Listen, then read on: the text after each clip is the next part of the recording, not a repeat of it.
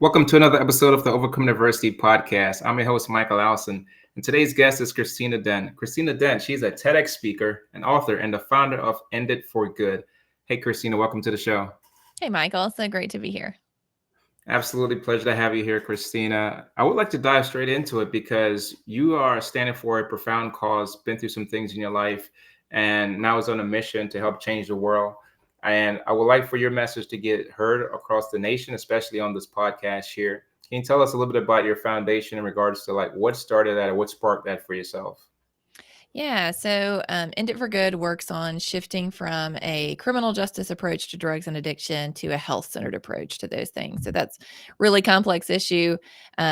And yet, there are a lot of steps that we could take that would help a lot more people thrive. So, I came to this as somebody who supported a criminal justice approach to drugs and addiction. Mhm. For most of my life, I thought that was the right thing to do. Drug use isn't good, it should be illegal. Drugs are bad, they should be illegal. And so I never really thought about it much beyond just thinking, well, I don't want people using drugs. They can really harm your life. Mhm. And that seemed like the right approach to take. And I didn't really begin to rethink that until I was in my early 30s, and I became a foster parent along with my husband. And through that experience, I came up I came to see addiction close for the first time through the mother of one of our foster sons.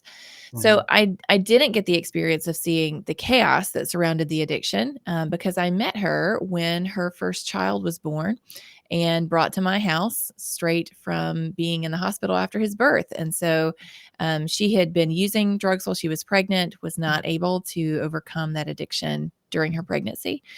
And so her son was removed from her custody because of that prenatal drug use and was brought to our house, and we became his foster family. Mhm. And I didn't have any way of understanding her behavior other than how could a mom who loved her child do that? Um, I, I couldn't envision that. And so in my mind, it meant that she must not love her child. Mhm. Certainly wasn't somebody like me. I had, three sons at that point myself. And so I brought her son, Beckham. The mom's name is Joanne. So I brought Joanne's son, Beckham, to his first visit with her at a local child welfare office just a Mhm. few days after he came to our house, and brought him, uh, pulled into the parking lot and popped his car seat out and turned around to bring him inside. And here comes this woman running towards me, weeping. And she runs over and just starts kissing this little baby and talking Wow. to him, doesn't even say anything to me. And I'm just standing there awkwardly wondering, what do I do? This is not what I expected. And I honestly, Michael, I was really suspicious. I didn't really let myself receive what was being given from her. I just it was uncomfortable. It challenged what I thought. Now, I couldn't articulate all of that at the time, but that's what I realized now was happening. I was seeing Right. something that didn't fit with the worldview that I had about Right. addiction, and it was uncomfortable. Um, and so she had her 1 minute of visitation with Beckham, and I came back and picked him up an hour later to find her just cuddling him on the couch in the visitation room. Just she wasn't on her phone, she wasn't, scrolling Facebook. She was just being with her son, just enjoying every moment that she had with him. Um, and so, after that experience, she went to inpatient drug treatment, and her son came back to our house for a couple more weeks before he was able to join her. But through those weeks, she would call me from treatment, and ask me to put her on speakerphone, and she would sing to him over the Mhm. phone.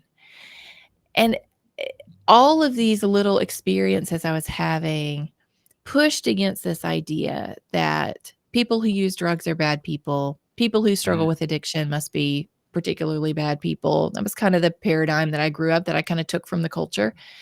And she really challenged that, and the more that I got to know her, the more I realized, the culture has been wrong. They have not taught me well about what is actually happening with addiction.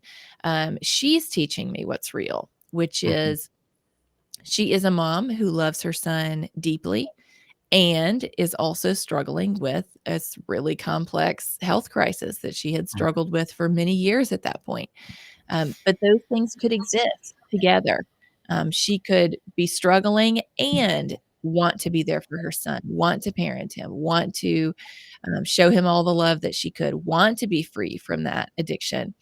And that set me on a learning journey that eventually changed my mind completely about the best path forward for us with drugs and addiction, where we can actually help more people to overcome the adversity in their lives, to overcome the root causes of why that addiction developed in the first place, why that coping and numbing mechanism has found a place in their life, and help them live fulfilling, thriving lives without the additional harm that can come from criminal justice involvement. Wow. As you're telling me that, I just started replaying some of the things that I experienced growing up. I grew up in Miami in 1988, and I grew up in Overtown. And as soon as I came from Jamaica, that's the city and the town that I landed in, where I seen so many people that was addicted to drugs. And being a kid at 7, 8 years old, not understanding what the environment that I'm in, it was very confusing. So, and I see that as in I seen moms and I seen dads that were on drugs and they had kids with them too. And I could see the struggle, and hearing what you're telling me, I was like, oh my God, I could kind of see how I form my own preconceived notions around that too as well. So being a foster mom and being in this particular situation, I know that had so many like emotions and strings pulling on you and pulling on your husband too as well. Can you take us through what was it like emotionally for you guys, knowing that you had thoughts around this previously, but now you have to reconstruct your mind, retrain your brain in regards to now wrapping my head around this, in regards to dealing with it and facing it, in regards to like now trying to go out and make a change. Yeah. So, kind of to your point about your experiences as a child growing up, I think it's really important for us to be able to distinguish between an addiction and then the Mhm. behavior that can harm other people around you.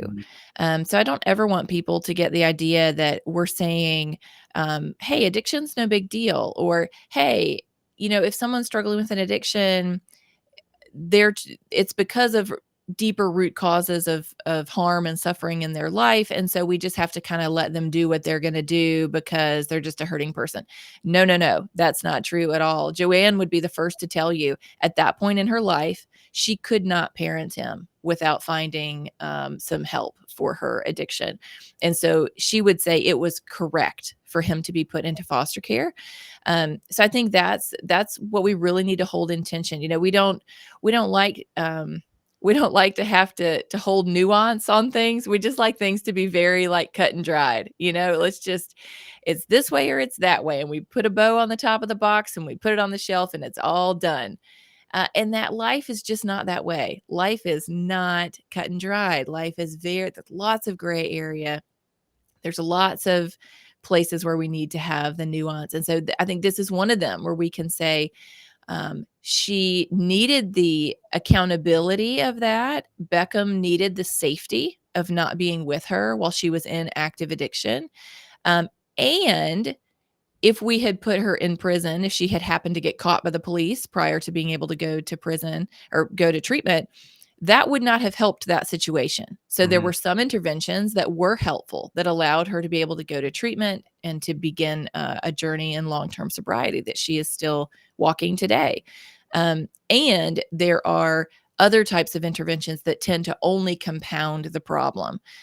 What she needed was a health response to this health crisis that she was facing, and she was able to get that. For many other people, they're not able to get that. They're caught by a police officer instead of being able to go to treatment. So they're put into a system that compounds trauma in their life rather than going to the treatment that helps them recover from the trauma in their life. Two vastly different approaches to the exact same problem.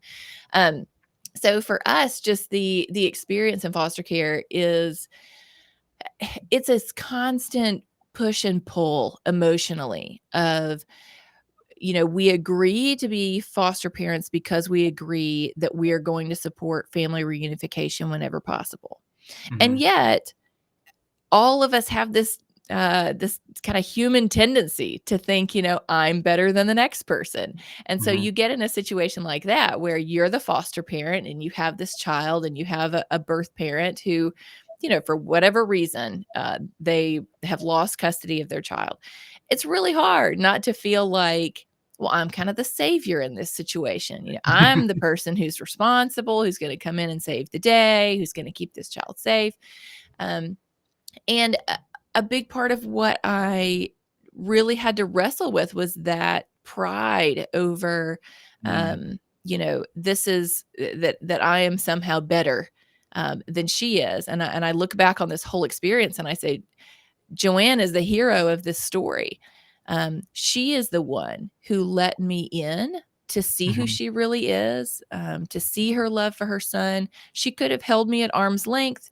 She could not have allowed me to hear her singing to her son. I mean, it's a really vulnerable experience. And it felt that way to me as I was experiencing that. I felt like I was kind of walking on this holy ground with her, as she tried to connect with her son in whatever ways there were possible for her to connect. And so I think that, that push and pull is, I think, a lot of what we feel around the issue of drugs and addiction is this: we see the harm and we want to just fix it. We want there to just be an easy solution. And I think that's why we tend to go to this criminal justice solution. If we just give people a slap on the wrist, if we just give them, sort of an adult spanking, and just put them in jail for a few days, like maybe this will just shake them out of this and it will be done and move on. But for so many people, their addictions develop uh, because they are trying to cope with adversity that they have faced. Maybe it's adversity in childhood. Maybe it's current adversity. It's not always that a person had a terrible childhood. It can be that I had one man who came to one of our events and he said, my addiction developed when I moved to a new city and I had no friends and I was lonely. And here I am just trying to cope with that lack of community, and my recreational substance use became compulsive substance use as I Mhm. try to cope with that. So I think we need to be careful not to just pigeonhole everyone and say, everyone has the same experience and the same reasons for their addiction. Um, and yet to recognize that if we want to solve addiction, we have to solve the root causes of why people are using. The drugs are not the problem. The drugs are a coping mechanism for whatever Right. the real problem Right. is. The And root that's what we cause. need to focus on. Yeah. Right. Absolutely. I wanted to touch on something as I was learning a little bit more about you, Christina. Is that how did you reconcile your Christian belief when it comes to like the realities of addiction and drug use when you witness it firsthand, knowing that you kind of grew up where you studied under certain types of principles and philosophies and understanding this, and now you're faced with this and wondering like, are these things contradictory or are they not? Or how do you like deal with people when they're human beings too as well when you're going through the situation? Yeah. Yeah, so I grew up in a wonderful Christian home, conservative home. I'm born and raised Mississippian. I've lived in Mississippi my whole life. So I kind of grew up in the buckle of the Bible Belt, South, conservative. Mississippi is one of the most conservative religious states in the country. And that was the culture that I grew up in. And so, I took that, and as I was having this experience, um, I really struggled with in the culture that I grew up with, there was so much intertwining of the way I thought about religion and the way that I thought about the law. And so in my mind, I kind of thought, the goal is to make the laws of the country kind of mirror the laws of the Bible. I don't know if I would have said it quite that way, but that was kind of the way that I thought about it. It was kind of this, struggle to bring the culture into line with Scripture. And I have a Mm, degree in Bible. That's what I got my bachelor's degree in as well. And so, as I began to wrestle with this, I really wrestled with this cultural pull that told me no, the moral thing, the right thing, mhm, is to hold this hard line on this issue. And yet everything that I was learning was convincing me that the opposite approach would be more in line with my values, that mhm, really approaching people and meeting them where they are, trying to understand what's going on in their life, what they've been through, what they're trying to overcome, what those drugs are doing for them, is a much more holistic approach to who they are as a person. And as a Christian, believing that they're made in the image of God. And so respecting and valuing that nobody loses their value just because of decisions that they make, no matter what's underneath those decisions. Their value, their life value is the same. And I think that was a very humbling experience for me to realize I had been quick to disregard the value of other people's lives when they made decisions I felt like were bad. And I was somebody who would have said, no, I deeply value life. I deeply value that people are made in the image of God.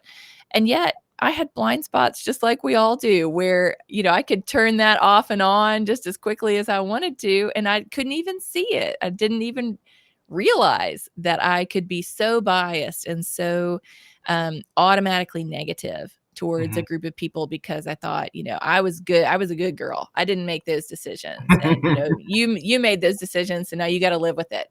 And really, as I began to learn and realized, okay, if we want to help people live into who they were made to be, then that means we have to look deeper than just the behavior into what's causing it. And that really broke my heart because I had grown up thinking of addiction as kind of something that bad people do.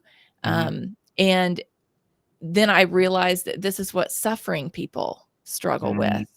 And that thinking through the life of Jesus, how he approached suffering, how he approached people who were struggling, people who had made bad decisions and yet came to him.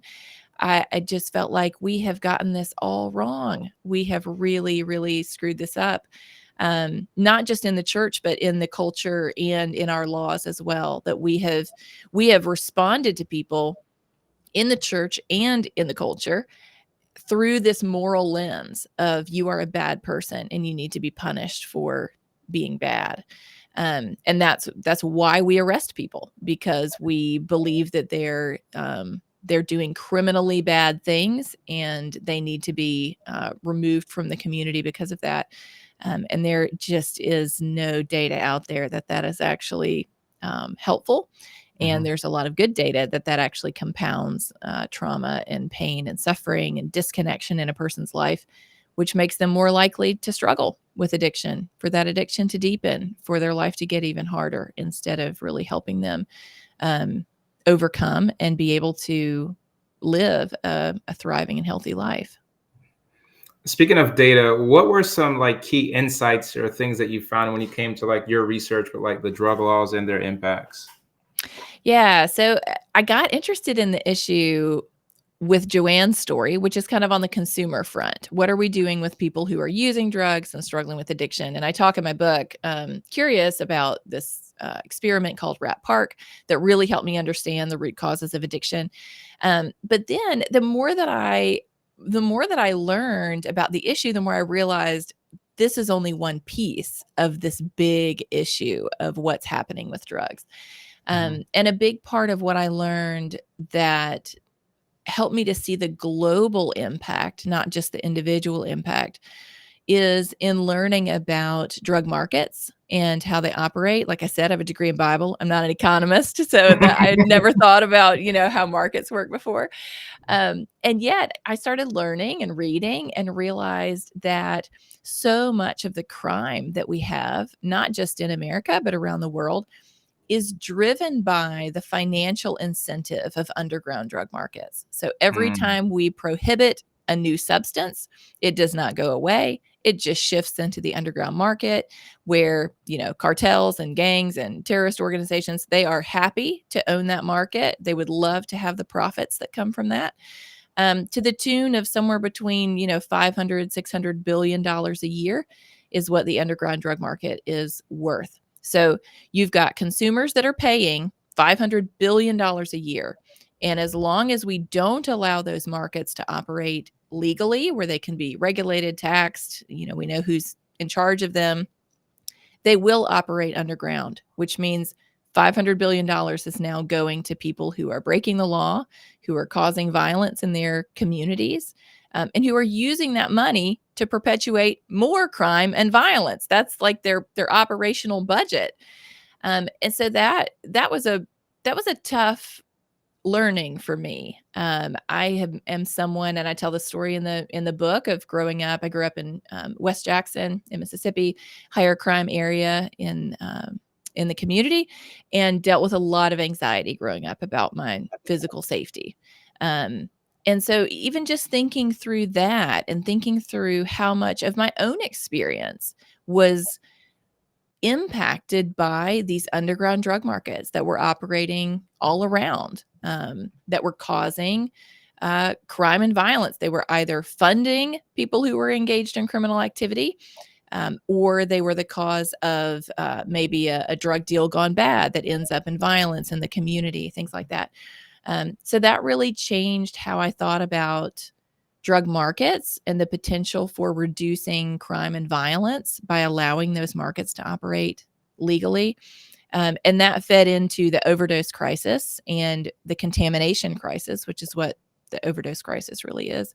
In that, as long as you have these drugs that are being sold by the underground market, there's no quality control of them at all. People, they sell whatever they want to. They put whatever in a bag or they press whatever into a pill, and consumers have no idea what they're actually getting. They don't know. Is it heroin? Is it fentanyl? Is it a mix? Does it have brick dust in it? Does it have, who knows what? It could have anything in it. And so you get all of these people, the vast majority of people who are dying of overdose today are dying because of contamination in the drugs that they bought, and they can't dose them appropriately. And they're taking what they think is going to get them high, and it ends up killing them. So that was another piece of this big puzzle. It was kind of like the more I learned, the more I realized how many pieces this puzzle had in it. Wow. And really just shifted my mind away from criminalizing not just consumers, but criminalizing substances as well, because of just the impact on public safety and on overdose that it has when we force these markets, into this free for all of the underground. Fascinating research. You mentioned earlier that you decided to do the research, but you mentioned that some of your research is inside of your book. Can you tell us a little bit about your book? What can readers expect and get from your book, and some of the locations where we could actually purchase your book? Yeah. So the book is called Curious. You can find it on Amazon. We've got 5 free copies for your readers. So you can email us, for your listeners, not your readers. They'll become readers once they get the book. You can email us at curious@enditforgood.com. And the first 5 people to do that and let us know where you heard about it, we'll send you a free copy. We'll send you an audiobook copy or a physical copy or a Kindle copy, whatever your reading pleasure is. We'll be glad to give it to you. But I wrote the book as a way for people who are kind of fed up with what we're currently doing. They recognize it's not working, and they want to know why and explore some other options for change. But it's not written for policy people. It's written for regular people. It is in many ways just a memoir. It starts with my own story when I'm 9 years old, how I'm thinking about drugs and addiction, the experiences I have of trauma in my own life that colored how I thought about drugs and addiction and why I felt the way I did. And then comes up through to the present day, tells the story of Joanne and a lot of other people in much more detail, of just walking through what I'm learning, who I'm learning it from.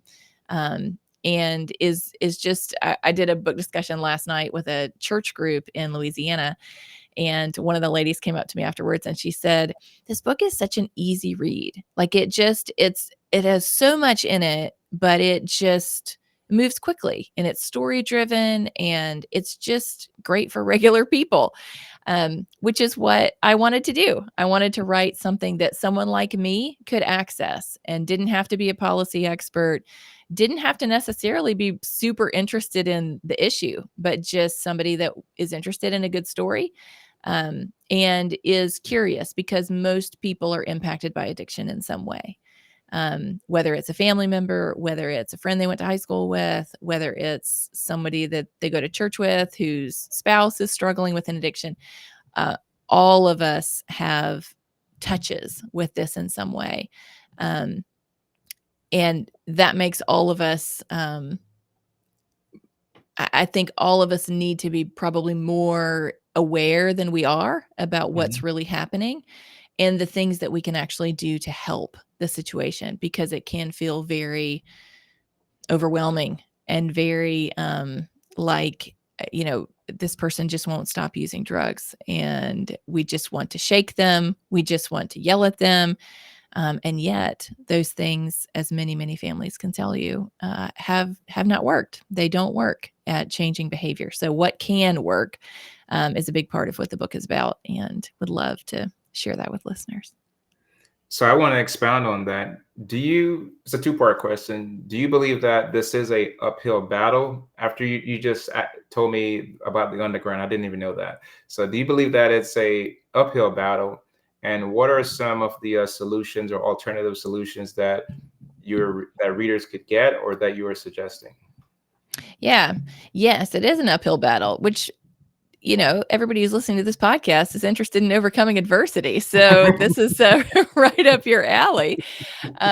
Yes. And here's the thing, you think about every movement in history that has moved society forward in some way, that has given more people a voice, that has given more people rights, that has stopped harmful behavior and gotten us on the path of realizing, hey, that is not the right approach. If you look at the beginnings of those movements, nobody thought they could ever succeed, because it was kind of the way the world had worked. And so you'd go, oh, this is, I mean, how could we ever change this? This is just part of the world. This is part of how we operate. And similarly with how we have approached drugs and addiction, we've done this for 100 years, was when we started. Now, interestingly, before that, we did not approach drugs and addiction through the criminal justice system. This is a very new experiment in the history of the world to try to force people through arrest and incarceration away from using substances. Most of history would have thought that was absolutely crazy to use whatever their version of a criminal justice system was, to try to manage substance use in this way. And yet, about 100 years ago, the US started, some other countries started. The US put lots of pressure on countries around the world to adopt this measure of using a tough criminal justice approach, not just to people who use drugs, but also prohibiting drugs as well. And so it is a huge change, but it's no bigger of a change than many other things that we have changed in the history of the world and moved society forward. I really do think, Michael, that in like 20 years, we will look back and say, I cannot believe that we used to think that arresting people was somehow going to stop their drug use. Like, I think it will become something we look back on as just inhumane, that we thought increasing the level of pain and suffering in a person's life who was already struggling with pain and suffering, because that's what underlies addiction, was somehow going to fix things. That's where I think we're going to get, is that's what we think. So it's an uphill battle, but there are lots of steps along the way. And this is a big thing I hope that people take from this. Some people are going to agree that moving drug markets back into legally regulated markets is going to be a good approach to reducing crime and violence, reducing overdose and contamination. And some people aren't going to agree. That's just going to feel like a bridge too far. It's just going to feel too risky.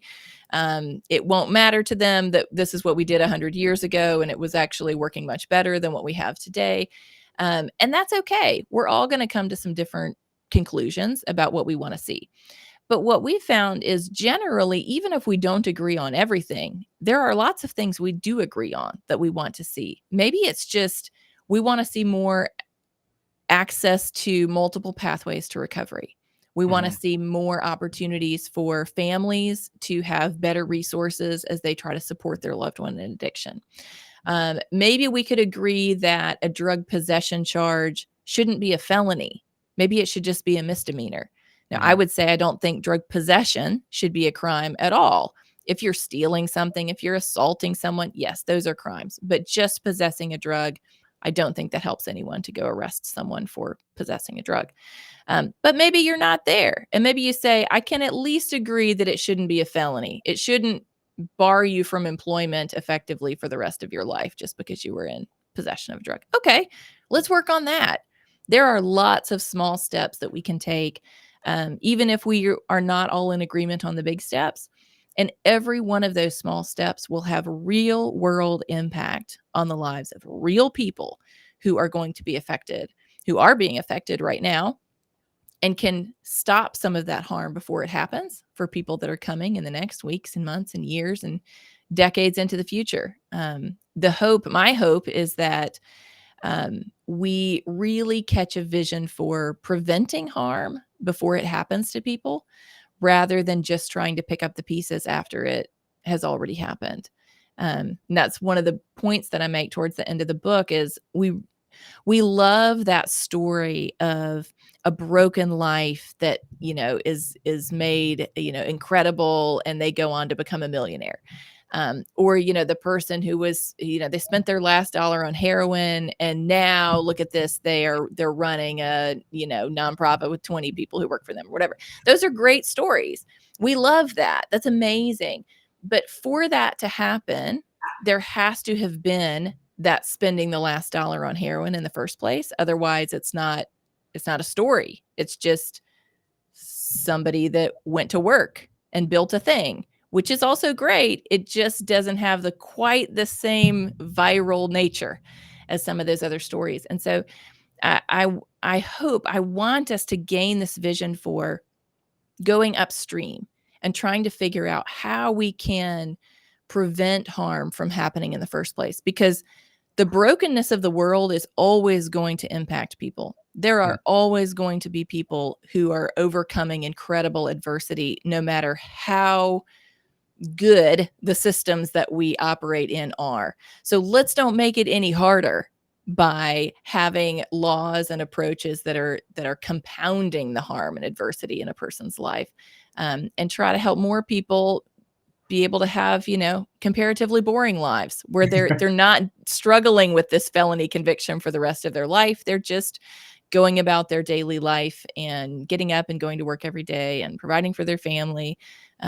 That's a great story. It might not be shareable. That's okay. It's a good story where harm didn't happen to that person in the first place. And that's what I hope that we can work towards. I 1,000% agree with you.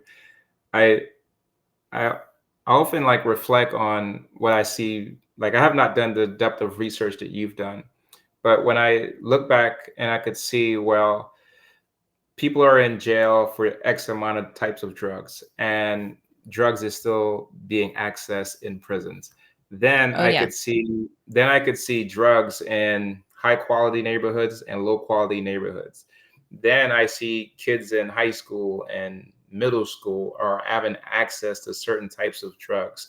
Then I saw a show the other day, which was based off of a true story, how drugs is being pushed into the medical systems where FDA approves it and all of these different things that's tied to it. And there's still drugs, but there's just regulated types of drugs.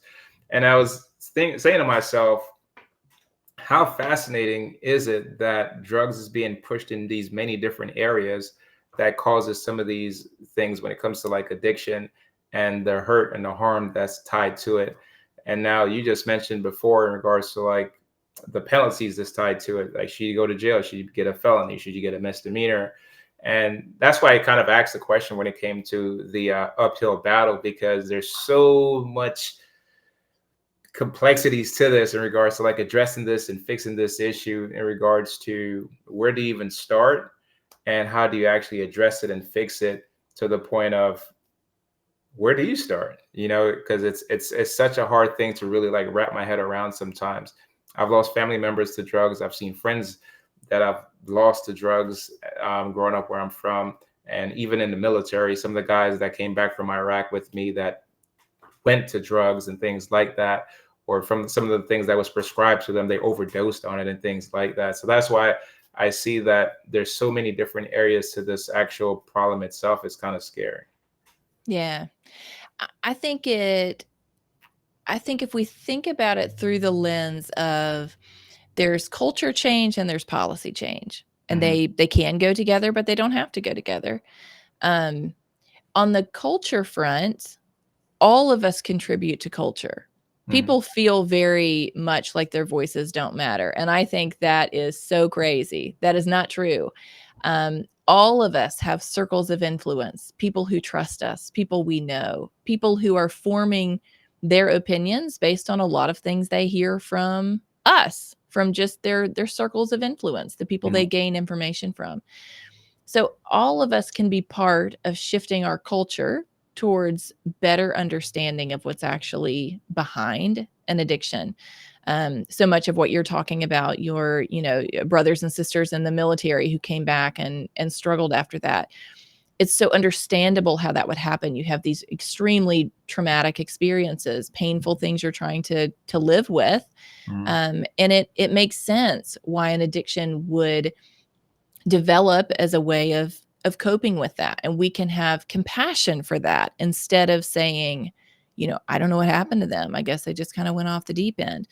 No, they didn't just go off the deep end. They're trying to cope with things that humans are not built well to cope with, to be able to process and live with the experiences of deep adversity that we can have.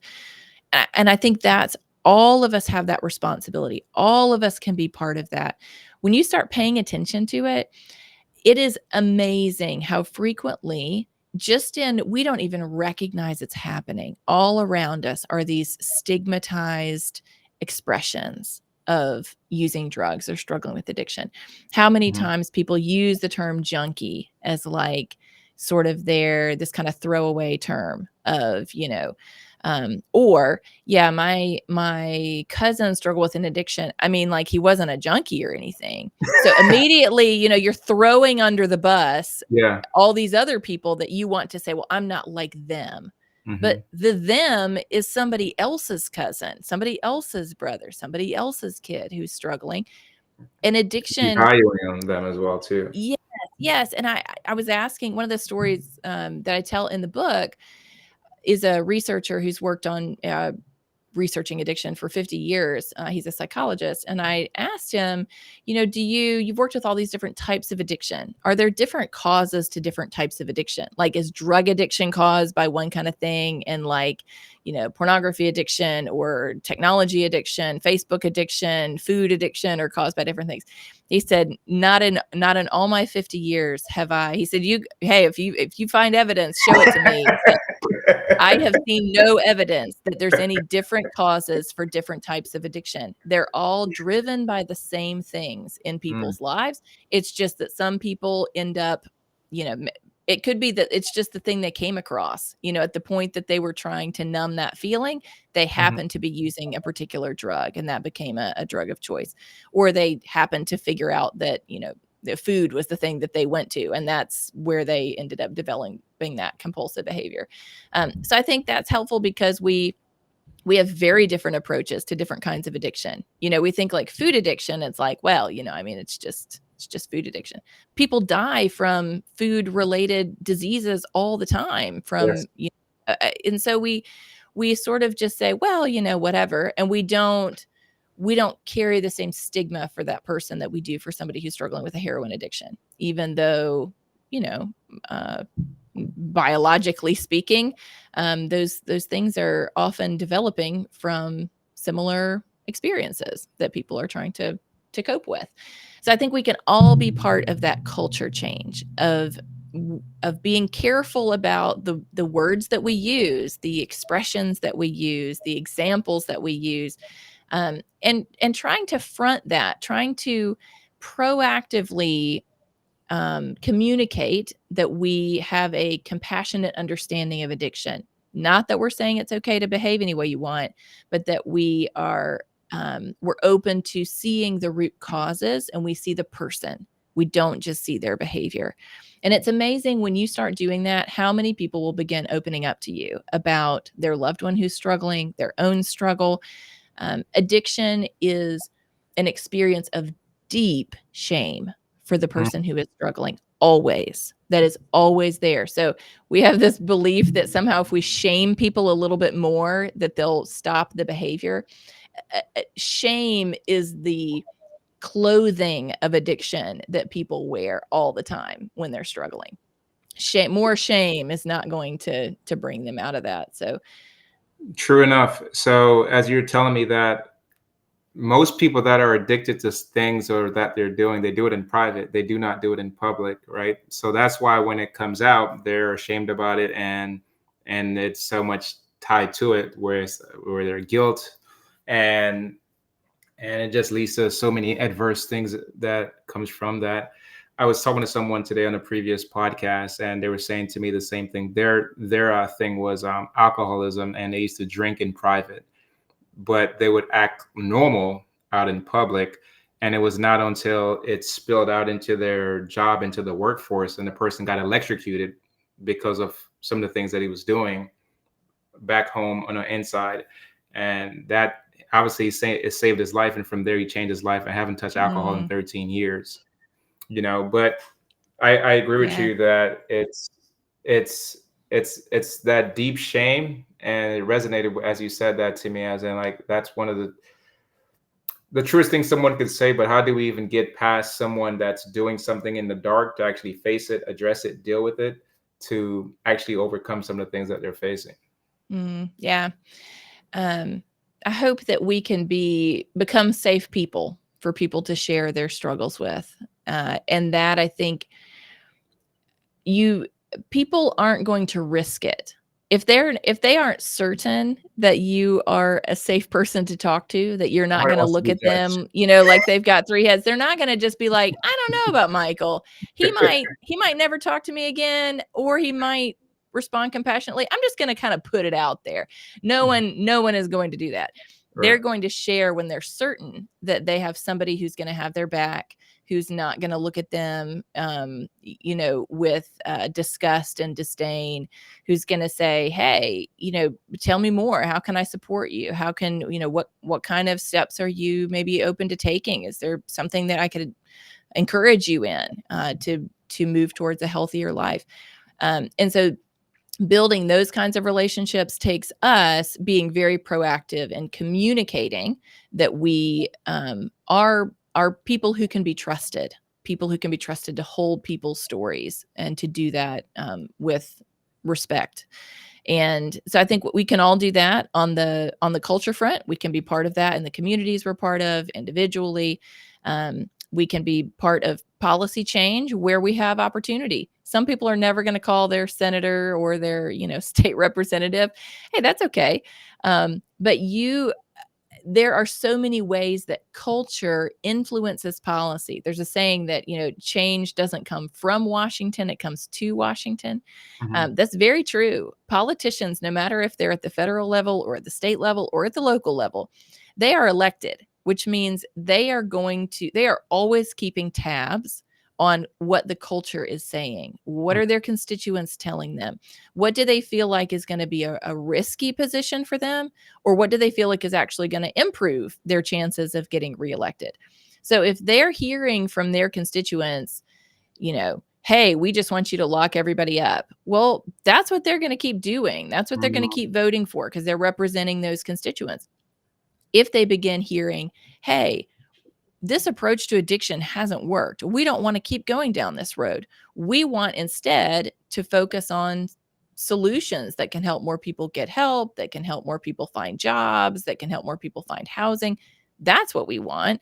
Then that's what they're going to start supporting because that's what's going to keep them representing their constituents and going to give them the best opportunity to keep representing those constituents and keep their seat. So never underestimate the power of sharing information, whether it's with your five friends around you, Mhm. or whether it's, the city council person or the mayor or your pastor or whoever. Change, social change always happens through small groups of people that begin sharing that with other groups of people, and it begins infiltrating the culture. That I am such a deep believer in. That is how change happens, and people don't realize it. They think, well, I'm not an elected person, I can't do anything. The elected people are all listening to people like you and me who are not elected, who are wanting to see good things happen in the world. And so they need to hear, they need to read those opinion articles and papers. They need to see Facebook posts. They need to be, getting those phone calls, and it does change. It does shift the way that they think, and it shifts the kinds of solutions they begin to look into. I agree with you. One of the things that my parents always said to me when I was growing up, that we say it in Jamaican, but it's how you dance a yard is how you dance abroad. Pretty much how you're brought up inside of your household, and the values and the things that are taught to you within your household is how you carry things outwards when you get out here into this world. Ultimately, to me, that said to me is everything starts at home. Everything starts in those small groups. Everything that is being taught, everything that is being preached, everything that is being said is from within your home, within your own small group. That's where it starts. We had the conversation with another friend of ours when it comes to, we were talking about gun violence, and it wasn't the gun that pulled the trigger; it was the person that pulled the trigger, right? And it's something within that person that caused that person to pull that trigger to do something around that. As we get ready to wrap up here, Christina, what are your future goals for End It for Good, and how can people get involved? How can they support your mission? Yeah, so you can come join us over on enditforgood.com. You can sign up for the newsletter. We send out all the information there on volunteer opportunities, events that we're hosting, all kinds of giveaways. Everything that we do goes out through that newsletter. We only send one out about every 2 or 3 weeks, so it's not spamming your inbox or anything like that. So enditforgood.com. You can follow us on social media at enditforgoodms. Lots of ways to get plugged in there. And our hope for the future is that we're able to provide education for millions and millions of people around why what we're doing hasn't been working and what might work better. Um, Approaching drug use and addiction as health issues, maintaining public order by being careful not to just say, well, then we can just let people do whatever they want to. That's not the right approach either. And beginning to allow states to move some of these drugs back into legally regulated markets where we can have some control over them, quality control, age restrictions, all the things that we are able to do with cigarettes and alcohol that we can't do with other drugs because they're in this free for all of the underground market. And so we want to provide first that education of why those things aren't working, like that explanation of underground markets. I had never heard that either. I am, I've got a college degree. I had never heard a 3-minute explanation of how an underground market works. And when I learned about it, I thought, you don't have to be an economist to understand this. This makes sense. I just hadn't thought about it before. And so we want to bring that education to people. And then for people who want to take action, we want to encourage them and continue to build ways for people to take action, to be able to spread that message, to be able to influence policy, so that we can have policy that I think of this very much as a bipartisan issue. I think it helps everyone if we address addiction in a way that makes a better impact on it. It helps everyone if we can decrease crime in our communities.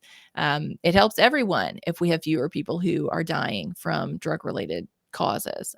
This is really something that people can get on board with, no matter where you're coming from on the political spectrum. So I hope to see that culture change happening as people are educated. And I hope that leads to policy change, whether it's at the state level, local level, federal level, that over time we see this shift happen so that 20, 30, 40, 50 years from now, we truly are approaching substance use as the health issue that it is, and looking at it through the lens of how do we decrease harm from this health issue, in the same way that we think about how do we decrease harm from so many other health issues that people face, instead of responding in a way that might feel good, but it doesn't actually do good. Absolutely. Before we get out of here, I would like for you to let people know where can they find you if they want to get you on their podcast, and also where can they find your book again one more time. Yep, you can get a copy of Curious on Amazon. And you can also email us at curious@enditforgood.com. We'll give the first 5 people free copies.